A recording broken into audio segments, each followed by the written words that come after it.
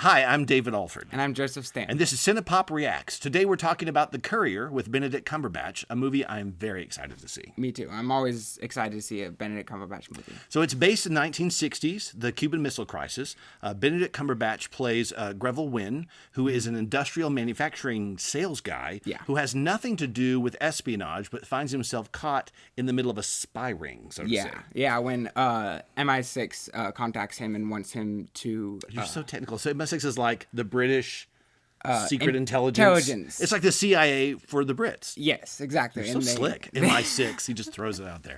They want him to help get information from Oleg Penkovsky, a high-level Russian who actually helped. Now, again, this is based on a real story, so these guys are actual real people. Right. And so he actually was a high-up Russian who basically defected in order to help the U.S. and Britain avoid the Cuban Missile Crisis. Yeah. A fascinating story. And what's interesting about it is the two countries, Britain and Russia, their takes on the two men that participated in the story were quite different. Yeah. I mean, Greville Wynn was like a national hero, not only to the British, but to the Americans for helping to defuse a crisis, whereas Oleg was basically demonized as a defector from Russia, even though he helped avoid a war. Yeah, I know. It's quite fascinating. And I know that Greville Wynn, he has claimed... later in life, he claimed that he was contacted, even before all of this, by MI5. They contacted him. There's an MI5 too? Yes, they contacted him for other operations. This is like movie and sequels. Stuff. Okay. Well, they contacted him for like other operations, but then that was never verified, and people were like they didn't know if he was like quite like if they... Greville Wynn has been known to exaggerate just a bit, right? And so in fact he published a couple of books after the events of this movie that were a bit exaggerated, if not outright incorrect. Exactly. So the makers of this film had a fun challenge ahead of them. They had to write the story, but they couldn't always use what Greville Wynn said as the basis of the script because they wanted to be accurate, as accurate as possible in Hollywood movies. Yes. And so they actually had to kind of circumvent what he said and go back and check facts to write a script that was a little more accurate than his version. Which is interesting because usually Hollywood is the one like embellishing movies and everything. It's not usually the guy himself. Yeah, usually it's not the one that Hollywood is like, is that true actually though? So that made a little wrinkle in this. Now the director is Dominic Cooke, who's not done a lot. But what I love about him is he's also a theater director and a movie director. He goes back and forth between the two. I didn't know that. So what I love about that is that's kind of my history too, is theater and film. And so for me, it's fun to see a guy who's going to have a theatrical mind when it comes to staging, which will be interesting to see how the scenes are shot. Definitely. Also with the actors too, and character and perspective. That's a very theatrical core. Maybe letting it breathe a little bit. Letting the scenes breathe, letting the actors breathe, and looking for the motivations behind things as opposed to just the action sequences. Yeah. Because this is basically a James Bond style movie. Yeah. But from what all reports are, and this is just what I've read, it's got a heart and soul to it too. Yeah. With very real characters that go through very real experiences. And that's what makes me excited. It's a little bit of both. And you don't often get that in movies like this. Yeah. I'm very interested to see. It was originally named Ironbark. That was the original title for the movie. I have no idea. And then when it was acquired by Lionsgate and they were going to distribute it, they changed the title to The Courier. And I'm very interested to see why it was. Well, did you know there was another Courier that came out 2 years before with Gary Oldman? Yes, I saw that. So the Courier, that name's been taken. So we really didn't like Ironbark if we're going to the Courier 2 years after another Courier movie was just made. Yeah. So it'll be exciting to see. The writer's Tom O'Connor. He's not done a lot. He did The Hitman's Bodyguard, which is not a huge hit, Samuel L. Jackson movie. But the reason Dominic Cooke got excited about this is he loved the script. He said it was fantastic. So it'll be exciting to see how the script plays out and how these actors play out. Yeah. Okay, Rachel Brosnahan, who is an Emmy Award-winning actress from TV. I think it's Netflix that has the Marvelous Mrs. Maisel. Yeah. Marvelous Mrs. Maisel. Yeah. I've not caught that one. I haven't either. But she's a hit on that show, and people love her. And she plays the MI6 agent who connects Benedict Cumberbatch's character with the Yes. Russian. Yes. And she apparently is phenomenal in this movie, too. Yes, and Jessie Buckley, who she plays Benedict Cumberbatch's wife in this. Oh, okay. And the struggle there is he can't tell her anything about his job or anything, or why he's going to Moscow and coming back. He has to go to Moscow with his wife not knowing and keep that a secret. Yes.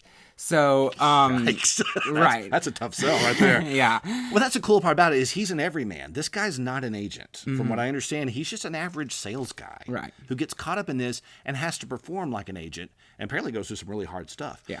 From what I've heard. So what's exciting to see is how an everyman becomes a James Bond kind of character in a believable way. Yeah. And that maintains a story and then actually lives a life normal in secret as well and does this in secret. It's a fascinating, complex situation. Yeah. I'm excited to see how it comes out. Yeah, me too. So I think we'll go check it out and then we'll come back and give you our reaction. And we're back. And wow.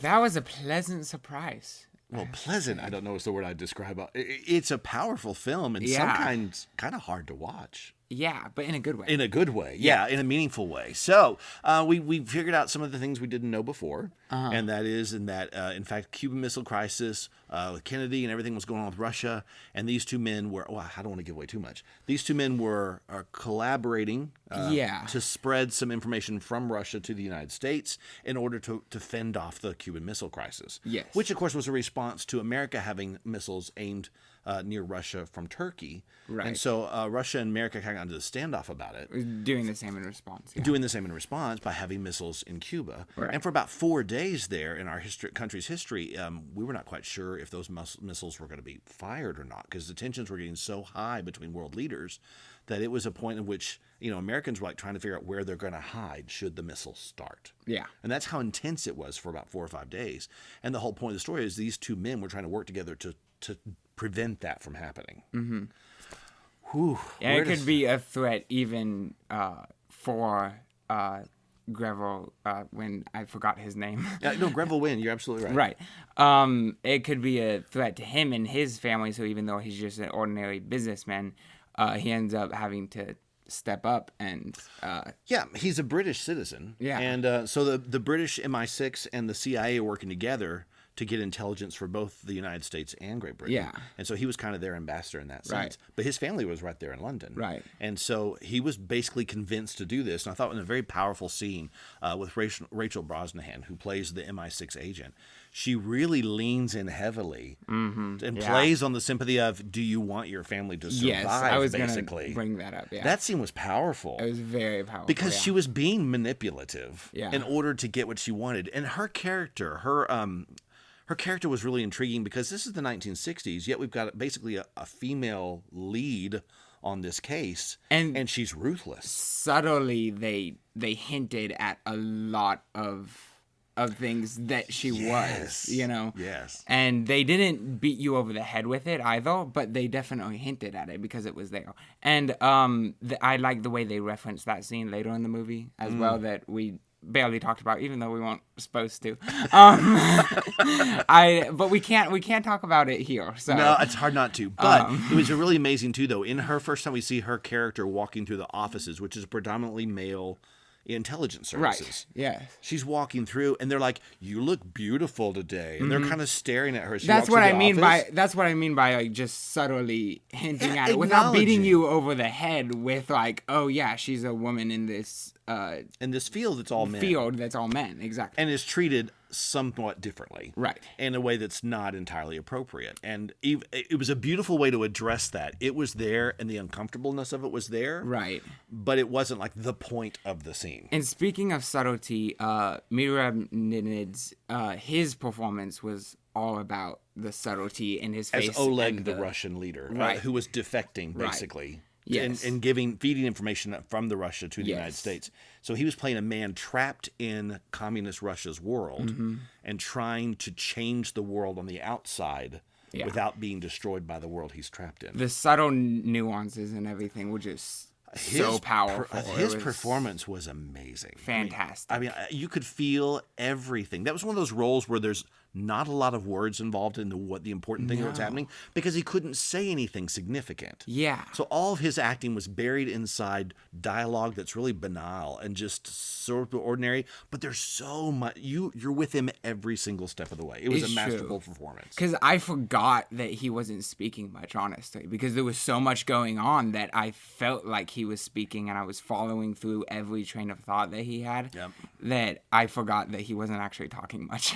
You know, and I haven't seen this guy around. Now I realize he's a Russian-born actor. Yes. And so we've not seen him in much. He was in the McMafia, which was not a huge film, and Jupiter's Moon, which was, again, a Russian-based film that was not huge. Yeah. He's probably a massive actor in Russia, but we've not seen much in the U.S., but he is so strong that he makes the movie, and he makes himself an acting master in this movie. I think all the performances are good. Jesse Buckley does a fantastic job. Benedict Cumberbatch, always solid. And solid again. Yeah. Who went through some amazing processes.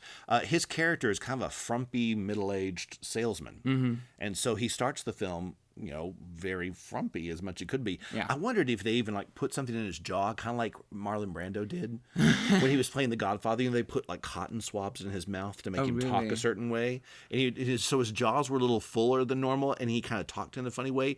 And they did that to help create his character. Well, I noticed how he would just his mannerisms and everything. He kept everything up here. He would just kind of go like this, and he would go like that, and give himself a chubby chin like this. Yeah, and it worked though. It worked. Well, I feel like he had something in his jaw to make his cheeks rounder. Yeah. But as the film goes along, he gets put in the gulag, for lack of a better word, and his physical transformation it's like wild. It's like Tom Hanks in Castaway. Right. Like time goes by and the dramatic weight loss. Yeah, Christian Bale, the Machinist or something. Exactly. Well, it wasn't quite that extreme. That was probably the most extreme example that I've ever seen, but it was pretty close to it. Yeah. And Benedict Cumberbatch talked about it, and he did have to go through a bit of a transformation. Yeah. He had to change his diet radically, and he had to self-isolate and swim in cold water. I'm not sure what that does, but he did that too.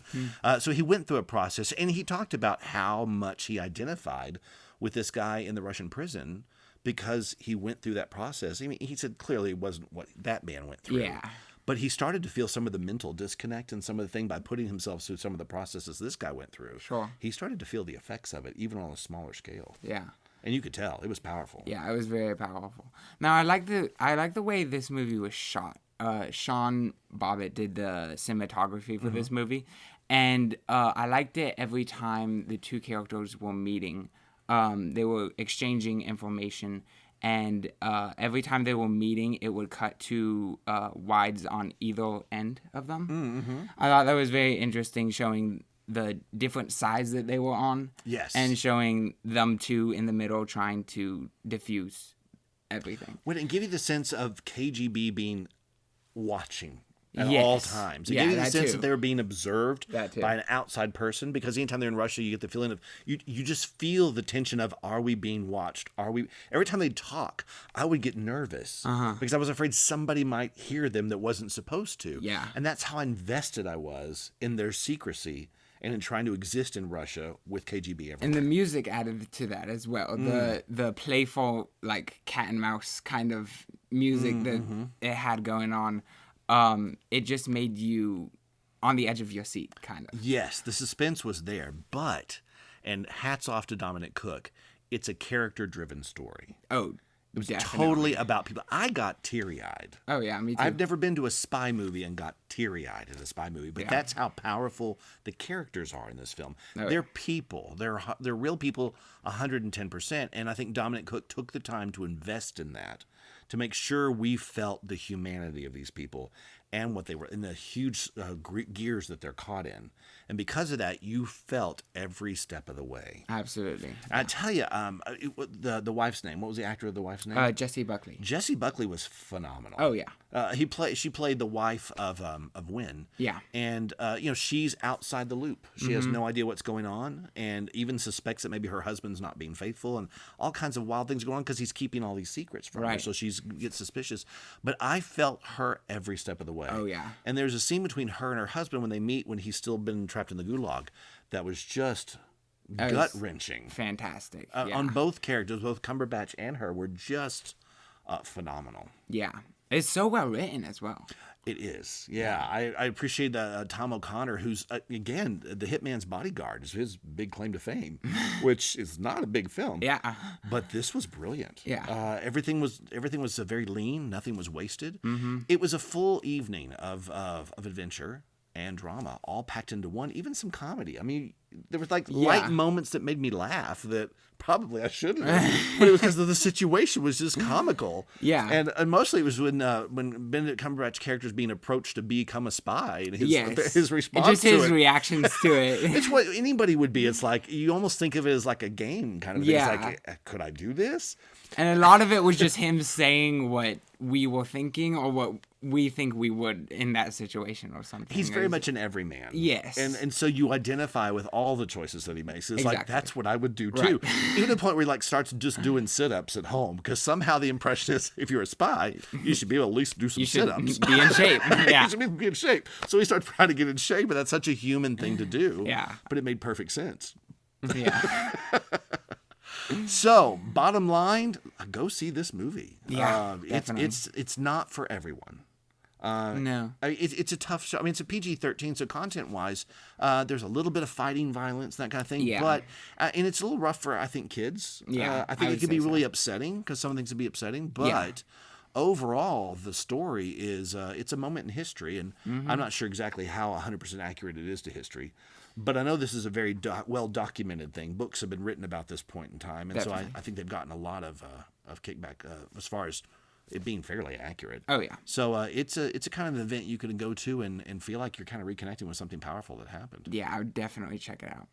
Absolutely. Well, there'll be a written review on Cine-pop, so be sure to log in and check in on that. And we'll until next time. We'll see you then.